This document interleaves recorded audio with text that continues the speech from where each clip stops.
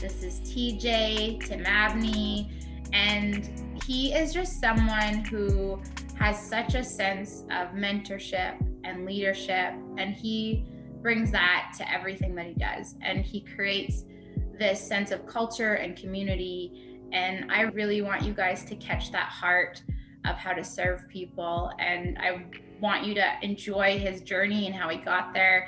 And I really want to connect you with who he is. Tim, thanks for being here. Wow, what a great introduction. Thank you. It's good to see you again. I just saw you a few days ago. I know, I like it. So Tim, one of the first things I want to dive into is just in your life when you were younger, what were some of the strong influences or things that really impacted your life? Wow, that's a loaded question. So when I was younger, what are some of the things or people that influenced my life? I guess if I start with people, one of the biggest influences in my life is one of my aunts. I have many, but she's one of my mom's older sisters, and she was definitely like a mother to me. She was always there at all of my school accomplishments. Anytime I was winning some sort of award for academics, she just always seemed to be in the crowd. I remember she was with me and helped me purchase my first car. She was always just there to really listen to me, listen to the direction that I was thinking I wanted my life to go. Not to say that she never gave advice, and sometimes it was advice I didn't want to hear, but it was always with the best intentions. And still talking to her, I actually talked to her last night, and anytime we catch up, it's just a phenomenal connection. So that's been a very big influence in my life for as long as I can remember. I remember growing up, we lived maybe half a mile from her. That's how my family network has always been, lived really close to each other. So she was just always there.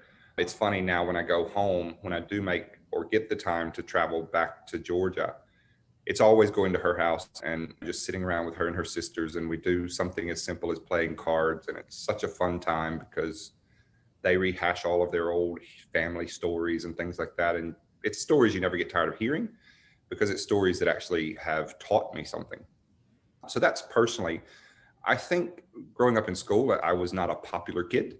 People sort of left me alone in school because my older brother, he's 1 year older, he was definitely a force to be reckoned with, and nobody wanted to mess with Jeff's little brother. So, but I wasn't a social person in a lot of ways. I had a few close friends. A lot of my time was actually spent in my studies, in the library. I'm definitely a self-proclaimed nerd. I've always had an affinity for reading, music. I grew up playing the piano. I took lessons from the time I was 8 until I was almost 18. But music's always been a special thing for me, music and reading. And because for me, it just, I guess the simplest way to put it is it expands my mind. It expands my appreciation for other voices, for other cultures. So yeah, that's just me pretty much. That was like perfectly said.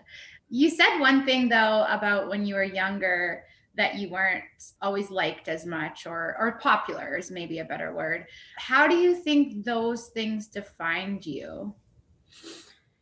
Wow, I think, I guess it was like a gift. I never had that desire to be popular. I guess somehow instinctually knew that I was in school to learn something, to perform the best that I could and learn anything that I could. I've always been the sponge. So popularity for me, I get it. I understand why some people gravitate to that sort of dynamic and that sort of feeling, but it was something that I just never vibed with. I'm not the most, and it's probably hard for you to believe because we've been connected for so many years and seen each other in situations where we've had to talk to large groups of people. But Naomi, I'm not by nature a very social person. Mm-hmm. I'm much more of an extroverted introvert. So when it's time to be on, I can very much be on, but I get the most out of my life experience when I'm alone, when I can spend time with my thoughts and in meditation and things like that. It just really grows me forward.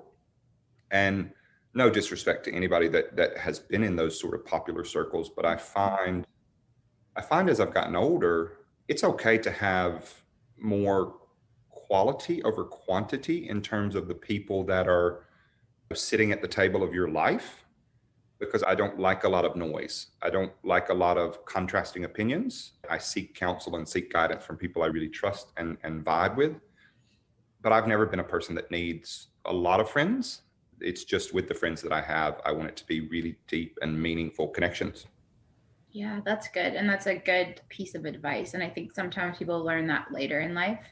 What I would say too is it sounds like in a lot of ways, just as you're sharing, that you had a sense of who you were at a young age. I think so. I think you and I have talked about this before. It's been like I can't explain the sort of sense of discernment or intuition, but it's definitely been a guiding force in my life. I'm not saying I was never a person that was seeking approval in work and stuff like that with certain projects. Obviously, I want to know that I've done a good job. Mhm. But at the end of the day, it's not a driving force for my life to have approval from others. And it's Mhm. probably that's one of the reasons I have so few friends is in the most kind way possible. I do tell people what I think. I think that's important for people to know the truth. Even sometimes if the truth might hurt them, that's never my intention. So no, Yeah. I was never unpopular, but I didn't seek to be in the social crowd. And you were okay with it. And I think that's the part that's where the strength comes from, is it's okay if you don't look like someone else or you don't do the things someone else does. Like, you just have to be who you are and know that's authentic to you. And you live that. Like, I see that in the things that you do and how you carry yourself. One thing that's cool for me, because I know a little bit more about you, but maybe talk about your journey professionally, because I think that I can see some like common threads from your childhood into who you are now. So maybe talk how those things tie together. I think maybe first, like the sort of go getter part of me is because I don't even know if you know this, Naomi. I think you do, but my dad passed away when I was only 7. So growing up without that paternal influence, in a lot of ways, I had to grow up a lot faster than maybe most would have to. I don't regret it because growing up fast, it for me, it's made me be able to achieve a lot of things maybe a lot earlier in life than most people. So when it came to my professional career, when I was living back in Georgia, I was like the lead accounting person for the sheriff's department, believe it or not. And I went to college for accounting, but I had always had this passion inside of me to become a hairdresser. And I remembered my very first legitimate hairdresser where I was growing up. His name was Mark Ingram. He was way out of the box, especially for that part of Georgia. But there was definitely something that ignited my passion with that. And so I just went the route of pursuing that, much to my family's chagrin. They did not believe. That's one of the my mom, even I remember her saying very on in the beginning that that's this is just conditioning. It's not a judgment towards her, but her advice was that's really a job for girls. I don't think you're going to be successful.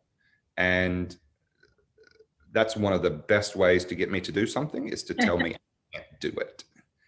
So I pursued it. I moved from Georgia to Virginia and I enrolled in an apprenticeship program and had some friends there, a few friends, and went through the apprenticeship program, got through that with great speed, not so much great ease. I did learn a lot, but it just kept me alive. And so then I started working in the same salon. And shortly after that, I moved to a different salon. And shortly after that, I started managing that salon. And then I would say it would have been around 2007, towards the end of 2007, this big brand out of Australia called Kevin Murphy came on the scene.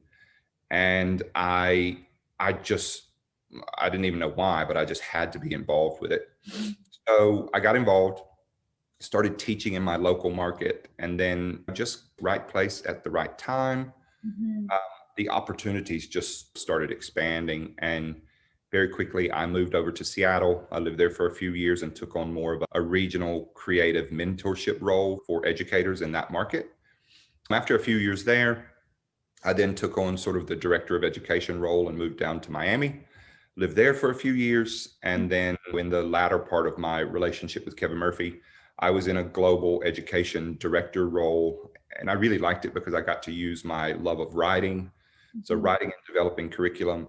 But my favorite part to this day is still standing in front of salons and really trying my best to inspire hairdressers to be all that they can be but also spending time with the team of education leaders and really just doing everything I can to build a culture.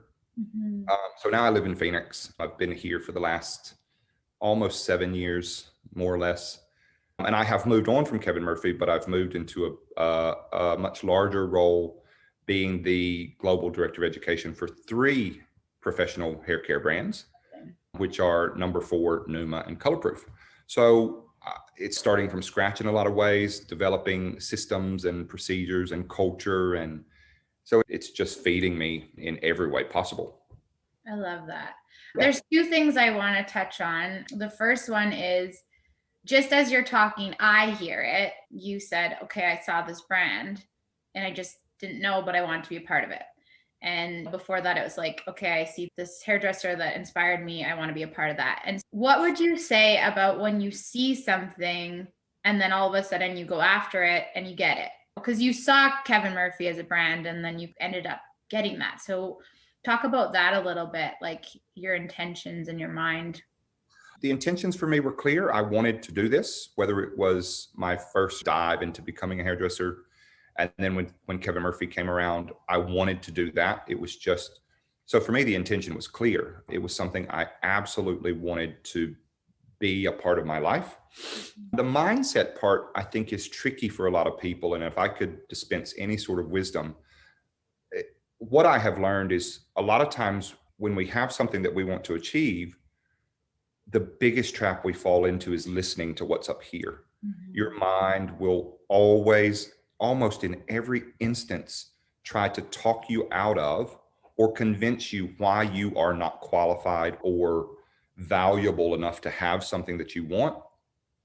And Naomi, with all my strength, I just don't listen to that voice. Mm-hmm. It's different for me if it's the voice in your head saying, don't do that because it's dangerous or it could hurt people. I very much listen. Mm-hmm. But if it has something to do with a dream that I want to achieve or a dream that I want to see become manifest in my life, I don't listen to the voice, because your ego will try to talk you out of it at every turn. And your mind is a beautiful thing, but also the negative self-talk that sort of inhabits all of us, it will try its best to convince you, you're not worthy of this. Who do you think you are? You're not good enough. And I don't have an argument with it. I just don't listen. No, I want this, so I'm going to do it. So good. And that's like a huge piece about developing your personal brand. And I think you have to be able to listen to that and say no when it's not right and yes when it is right, and be able to step out, because otherwise you're not being who you're created to be. Yeah. And being decisive for me, it doesn't mean that you're always going to be liked. It doesn't mean that everyone's going to agree with you, but you're the only person that's responsible for the trajectory of your life. Mm-hmm. I love that, because I've been on the opposite end where I've struggled with like people pleasing, and that's been part of my journey. And I think what I've come to realize is that it comes from this space of not knowing, or trusting is maybe a better word, your own voice. And so that's, I think decisiveness comes when to the core, this is how I believe, this is what I think, and then you speak it. And I see that in you because you're very strong in your values and in who you are. And I think that's where decisiveness comes from.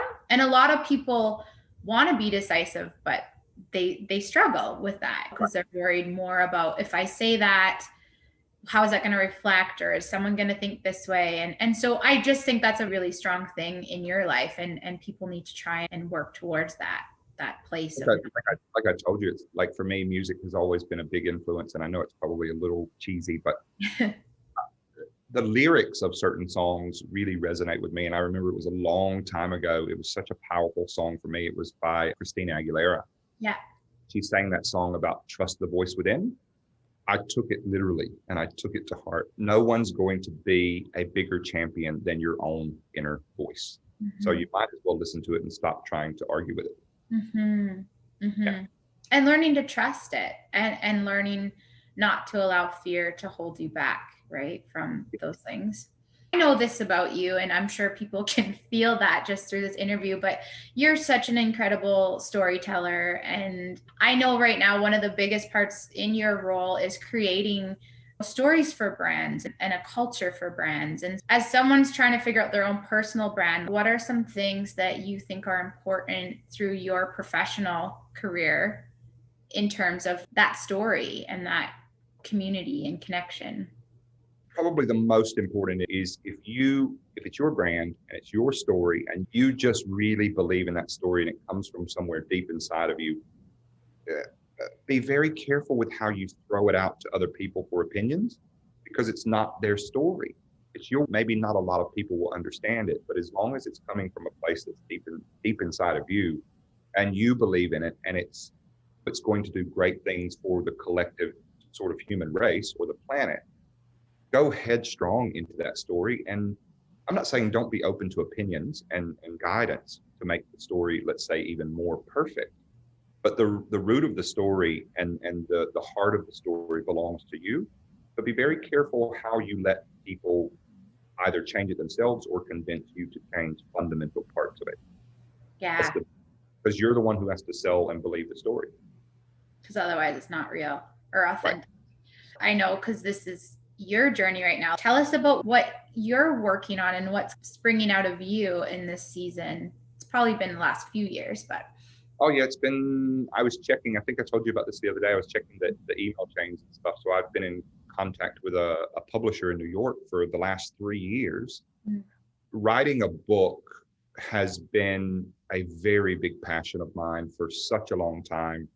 And roughly around 3 years ago, I decided, okay, I'm going to go for it. I keep having this sort of little nudge from the universe, like, you need to be writing.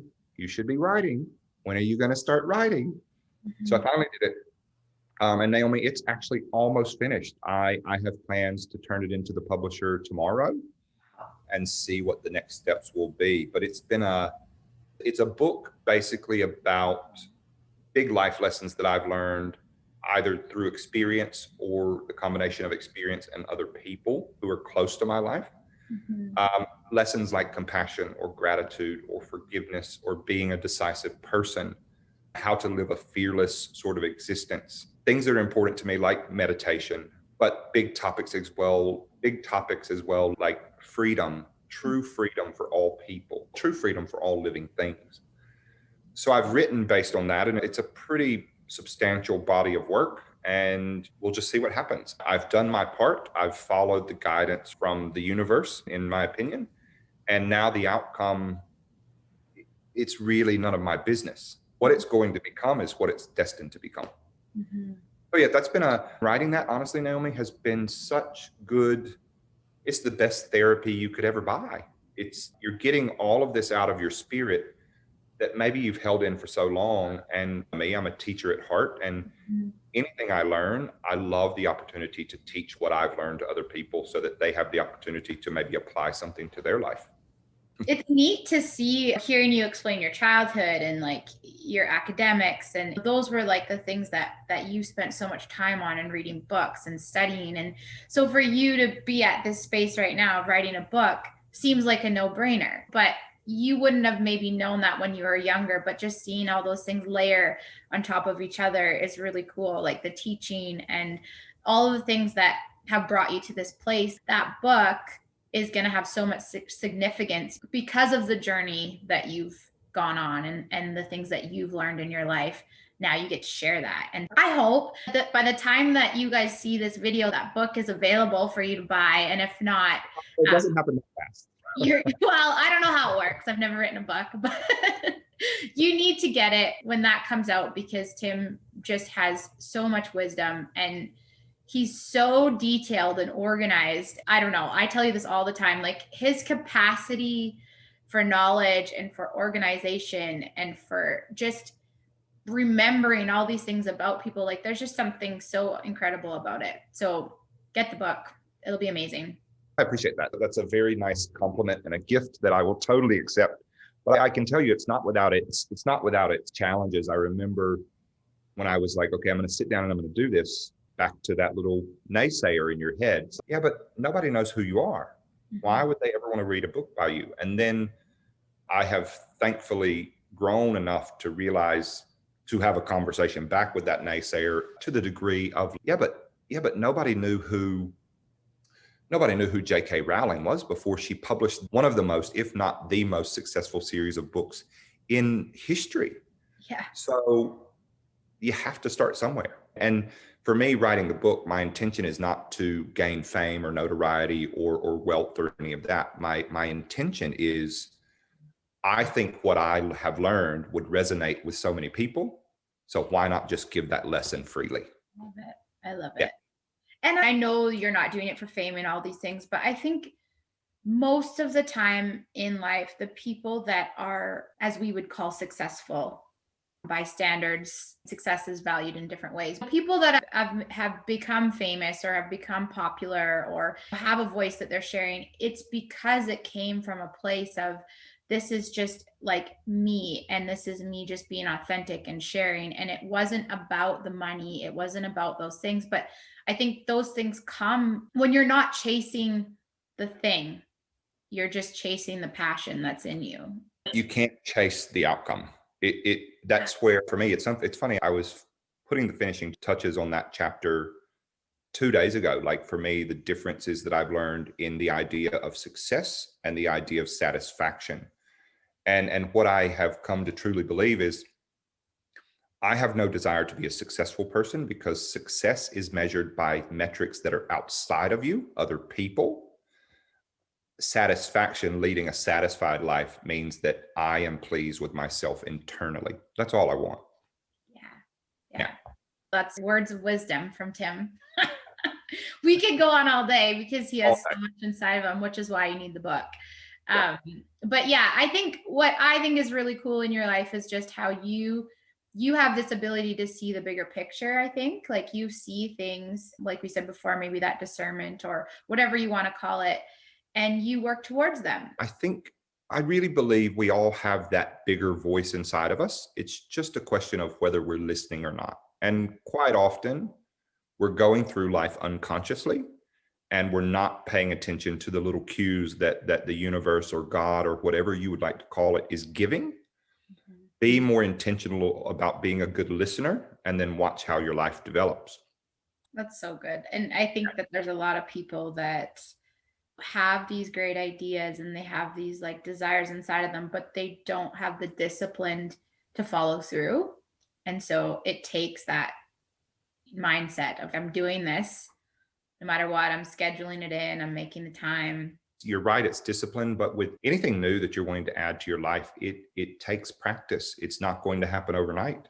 Much if you were learning a new sport or learning to play a musical instrument, you're going to have to put the time in before it becomes everyday habit. Yeah. And I think it's never too late. Sometimes people feel like, I should have done that when I was younger. But shoulda, coulda, woulda. You might as well start somewhere. Just do it. Yeah. Write a book, learn the piano, learn a language, do what you got to do. So last kind of thing I wanted to just touch on is, I know you're very strong in your personal brand, and what would you say to someone who is listening to this being like, oh yeah, like this is that little nudge, this is that thing I want to do? What are some good places to start? First, just do it. In terms of where you start, it's different for each person. For me, it works for me to physically write it down and map it out, what I would like this to look like.